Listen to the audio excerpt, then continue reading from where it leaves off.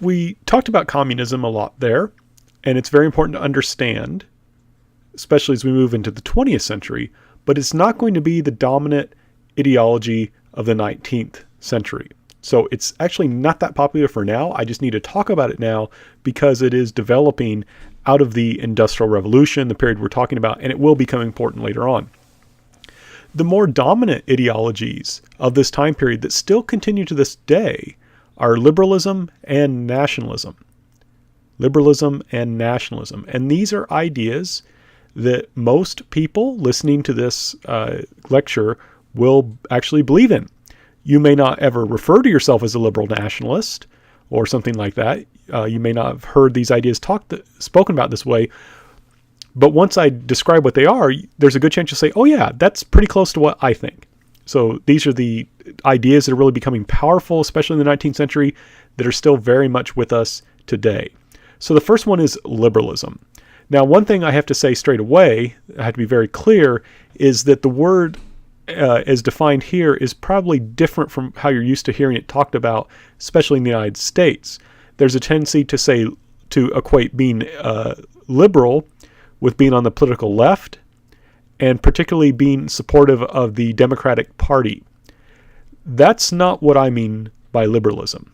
I use liberalism to refer to the ideas of liberal democracy, and those ideas are something that Democrats and Republicans, both major political parties in the United States, would agree on. And that may be kind of surprising to say, oh, there's actually something they agree on, but there certainly is. By the definition of liberalism that we're using here, and this is what I'm going to mean throughout this class whenever I say liberalism or liberal democracy, so this is another one you want to pay particular attention to because I'll keep coming back to it. These are the characteristics. The first is the idea that sovereignty comes from the people. We've seen that before in the previous section talking about England. But the idea is sovereignty, the right to rule, authority, ultimately comes from the people, right? The government of the people, for the people, by the people. That's liberal democracy. That was, of course, a reference to the words of Abraham Lincoln. Typically, the people will exercise this sovereignty through voting, right? Through voting. So a lot of times when you think of liberal democracy, think voting. Now, in the 19th century, suffrage, that is, who had the right to vote, was often quite limited. It was typically going to be men, typically had to be white, and in some countries had to own property. But still, the basic idea is that sovereignty comes from the people. The people make known their will through voting. So like I said, that's what Democrats and Republicans would both agree on. In addition, liberalism typically holds that basic rights should be guaranteed, often by a written constitution. So for example, the Bill of Rights in the United States, which recognizes that human beings have a right to freedom of speech, freedom of religion, freedom to assemble, and that sort of thing. Again, Republicans and Democrats would maybe disagree about how to interpret the Constitution, but they both think that the Constitution is a good thing and that the Bill of Rights is a good thing. And essentially the ideas in liberalism is that you need these rights and you have voting so you can get issues, you can get disagreements out there in the open so people can deal with them, typically through compromise, right? Some people think a law should be this way, some people think the law should be this way, a different way. They get together, they figure out something that they can both kind of live with. And the idea here is that it doesn't get rid of conflict, right? There's conflict and it's often out in the open for everyone to see. But the idea is by getting it out there in the open, we can talk through our differences and we can hopefully figure out some kind of compromise that we can live with. And that means that we're able to avoid having a whole lot of civil wars or rebellions or things like that. And we've kind of talked about this again in the previous section. But the idea is this helps give us a lot of stability because we don't have to, if we have a problem, we can hopefully deal with it through voting, through compromise and things like that, rather than having a civil war or rebellion. Now, even though liberalism is a political ideal, it tends to also hold particular economic values, usually those of Adam Smith, this idea of capitalism, free markets, and free trade. It basically makes sense that if you have a system that emphasizes that people have the right to vote, that it also makes sense that they should have the right to make economic decisions themselves, right? Those things tend to go together. If I think that we can trust the people to make political decisions, we can also trust the people to make economic decisions. So this tends to put a lot of power to the people. Sovereignty comes from them. They need to be consulted in terms of government, and government is ultimately responsible to them. And the idea this can be messy. It can even be quite dirty when you're looking at how politics are carried out. But the idea is that we can therefore get our conflict out there, hopefully come up with a compromise everyone can live with. So as I just said, chances are you maybe have not thought of yourself as a liberal, but after hearing me describe it, there's a good chance you're saying, oh yeah, that is similar to what I think, right? Most Americans think the Bill of Rights is a good thing. Another ism that you maybe have not heard of or heard discussed in this way is nationalism. And we talk about things related to it called a nation state. And again, this is an idea that I think you maybe are not familiar with, but as I describe it, you may say, oh yeah, that's similar to what I think. But again, similar to democracy, and these things often go together, sovereignty comes from the people, and they emphasize though it comes from a particular group of people, the people that we call the nation. So this is kind of the people of a country. So a nation, we could talk about an American nation, you could talk about a Mexican nation, you could talk about a Japanese nation. And the idea is that each nation should have its own state. Each nation should have its own government. That's why we call it a nation state. So there's one Korean people, so there should be one Korean state. There's two, and that's a problem according to nationalism, right? There's North Korea and South Korea. So from their perspective, that's a problem. There should only be one. There's one Chinese people who are united. There should be one Chinese state. There's one Mexican people. There should be one Mexican state. There's one American people. There should be one American state. So that's the one of the basic ideas here. Each nation should have its own state. There should not be two states for a nation. That's not correct. They should be unified. That's why it was a problem to have a West Germany, East Germany. That's why Germans were happy to have it unified. That's why Koreans would like North and South Korea to be unified. Going along with the idea of nationalism is the movement from subjects to citizens, right? What do I mean by that? A subject, if you say like subject to a king, is usually understood to be a passive person. They obey the law and they pay taxes, but that's about a limit to it. That's all that's kind of expected of them by their government, right? A subject is just supposed to obey the law and pay taxes. A citizen, though, is expected to make a very active kind of support of the government. I'll give you some examples of this later. But a citizen would not only just pay taxes and obey the law. They should go out far and away to work hard to help the government. So this would do things like, for example, buying war bonds is the sort of thing that a citizen should do. When you're encouraged to vote in an election, right, that's something a citizen should do. Citizens should take an active role, an active interest in what's happening to their government. If you were a subject and you were set to give your opinion on the government, you would maybe be punished, right? You would be told that's not for you to do. You're just a peasant. You're not supposed to think about what the government is doing. But if you're a citizen, you are expected to care about what the government is doing. It represents your nation. And you are supposed to actively be interested and do something about it. Help it out when it's in trouble. Be willing to sacrifice your life even should the government require you to do so. For example, in a war to protect the country. So subjects tend to be more passive. Citizens tend to be more active. At least that's the idea. In nationalism, the nation state is understood to be the primary loyalty of the people. You're expected typically to put that above your local alliance. You're supposed to put it ahead of your state allegiance. So, for example, you're supposed to put your loyalty to the United States above your loyalty to South Carolina would be an example, right? The nation state is supposed to be the primary loyalty of the people. Like I said, not the government of South Carolina, but the government of the United States. And the idea of this is what happens to the nation state affects me.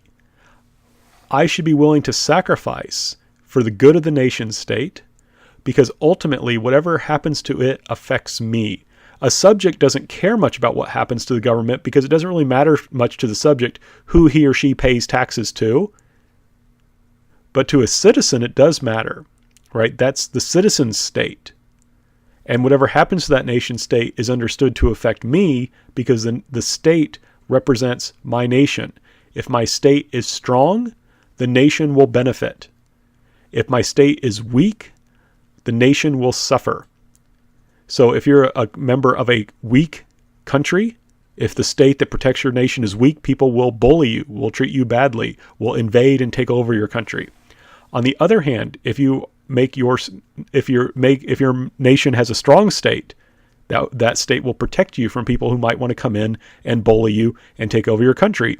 And later on in this class, we will be talking more and more about how countries that have weak national identities, which are dominated not by citizens but by subjects, how they will suffer and how they will encourage nationalism.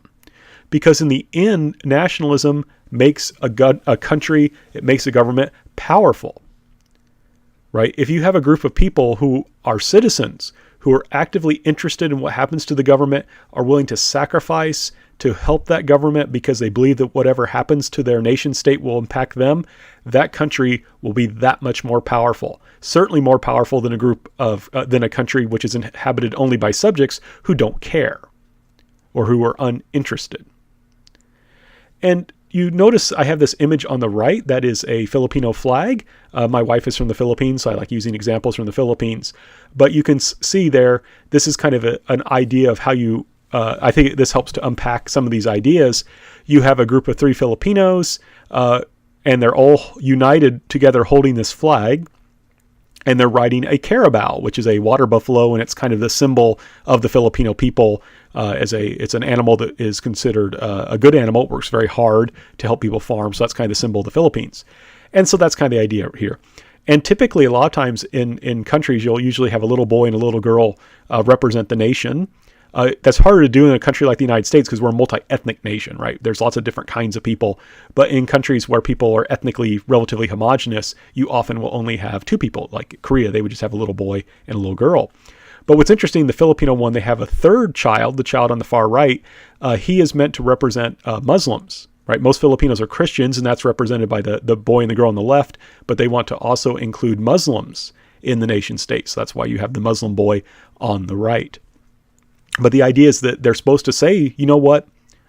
I'm a Christian, you're a Muslim, but that doesn't matter because our primary loyalty as Filipinos is to our country. And we need to ultimately do what is good for our country, not necessarily what is good for our religion.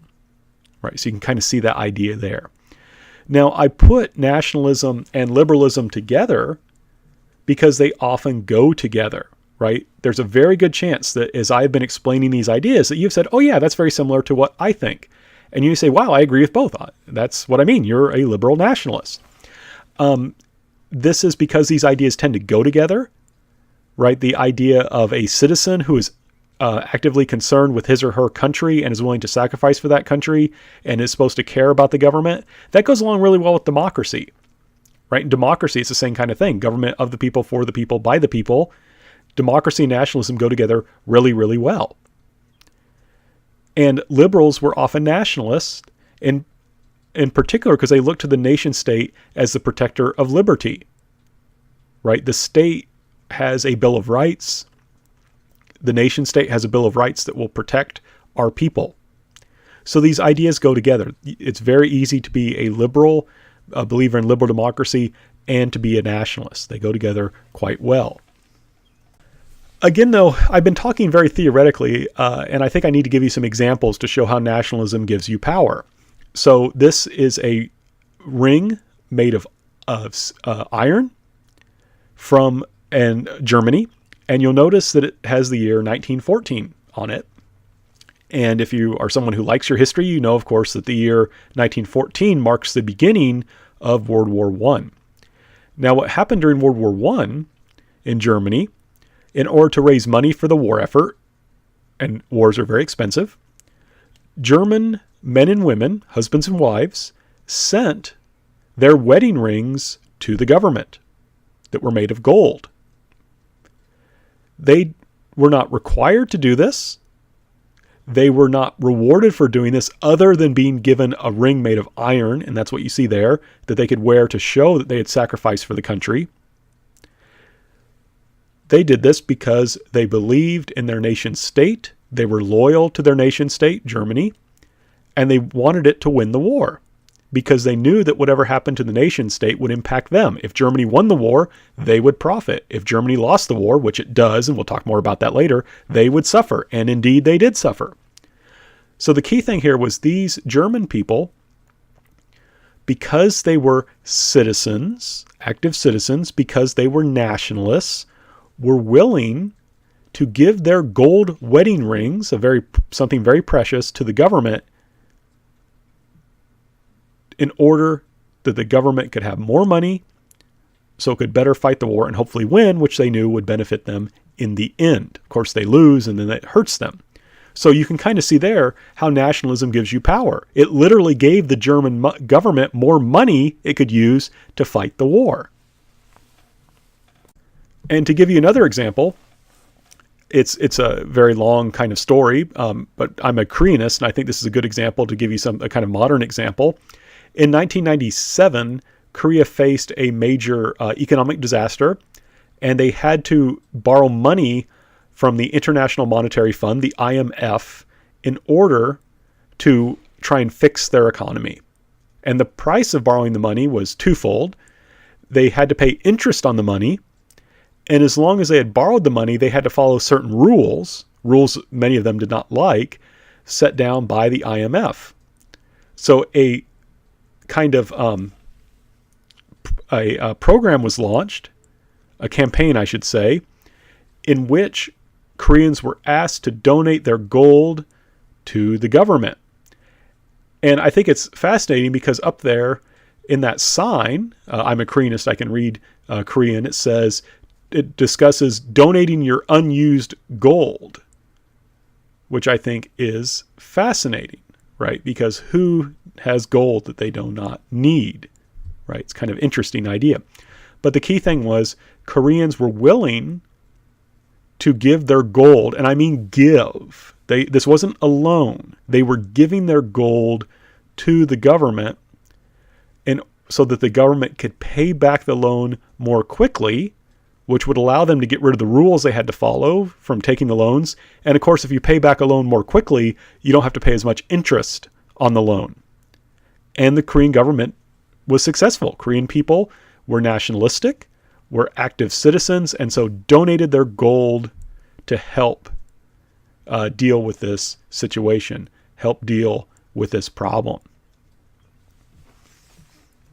And to give you a sense of the scale here, look, those are people literally lined up to give their gold to the country. And it says on that banner back there, it says in the collecting gold in the midst of difficulties in order to revive the national economy. And these people are lined up. Can you imagine that? People lining up to give the government money. I mean, people would be lined up if the government was giving out money, but these are people lined up to give the government money. And ask yourself, right, which is going to be more powerful?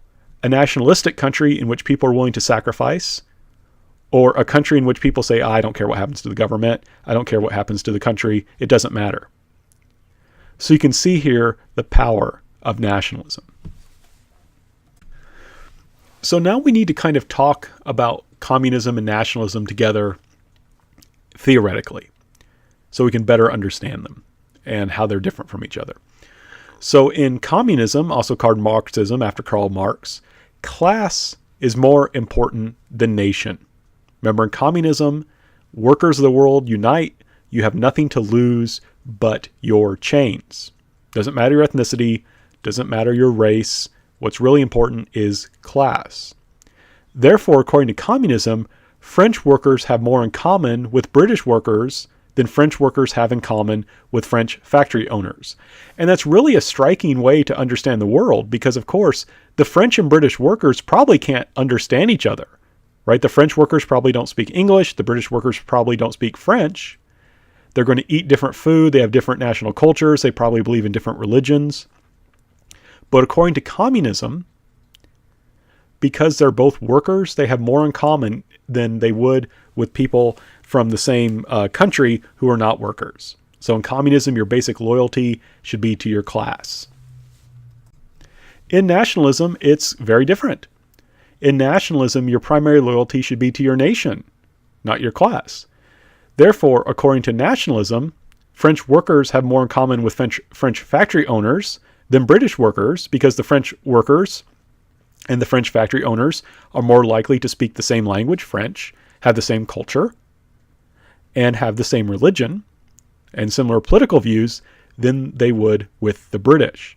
And again, you can kind of see, like I said, how we tend to be more nationalistic, because you probably, if you had to choose one of these, you would probably say, yeah, it makes more sense that I have more in common with people who are different economic class than me, but who speak the same language, right, and have the same kind of political allegiance.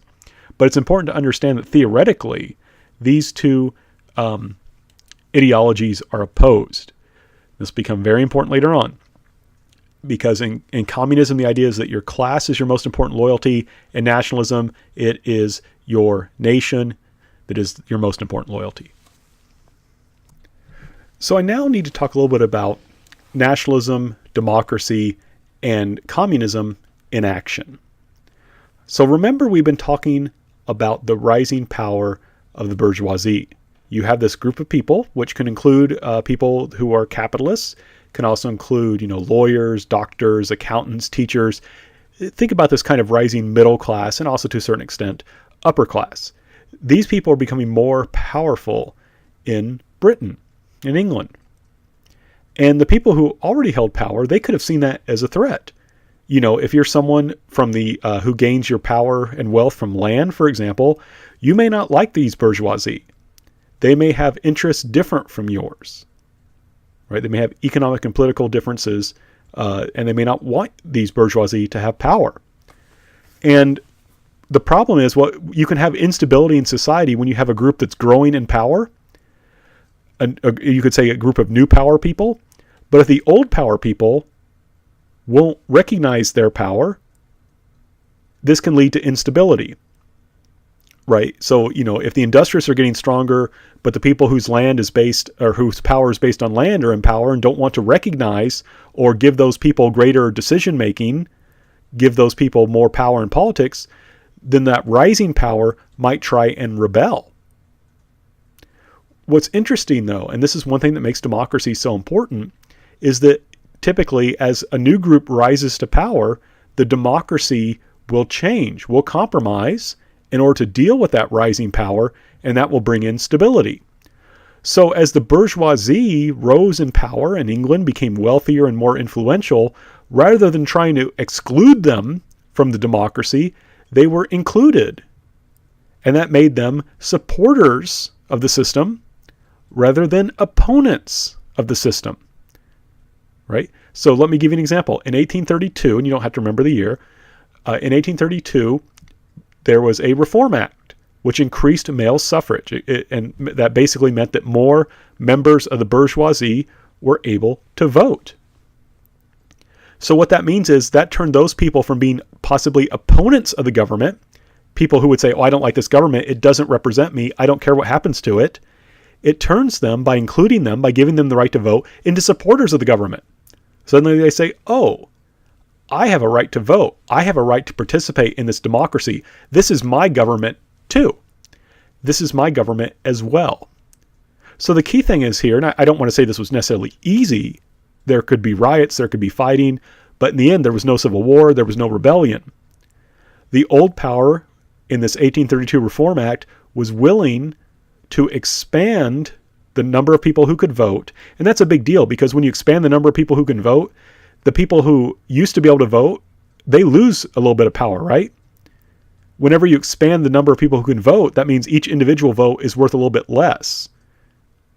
So that's a big deal when they do this. But they were willing to do this. They were willing to expand the number of people who could vote to include the bourgeoisie, and that made those people supporters rather than opponents of the government. So they're able to deal with this new rising class, and they're able to do this through stability. Now, in a sense, we also have to think about this. Remember, Karl Marx predicted that Britain would be the first country to go communist, right? He predicted that Britain would be the first country to go communist. And so we have the big question is, why didn't it go communist? right? Marx predicted that it would because of this system where the workers were squeezed as much as possible in order to get as much labor out of them as possible while paying them as little as possible. And Marx predicted that would just go on until you had a communist revolt and Britain would become communist. And it made sense from Marx's perspective because he thought we moved through these stages of economic conflict. So the country where that conflict was the worst would be the first one to go communist. That's what he predicted. But that's not at all what happens. And it's kind of surprising, right, that it doesn't happen because, of course, the workers, in a sense, were staying weak, right? We can kind of understand why room was made for the bourgeoisie because they were becoming stronger. But why is it that the workers don't unite? Why isn't they don't overthrow the British government and establish communism? Well, first of all, one of the key reasons why they don't is the power of nationalism. The British workers, many of them, still saw their basic loyalty as to Britain, right? So they leaned more towards nationalism rather than other ideologies.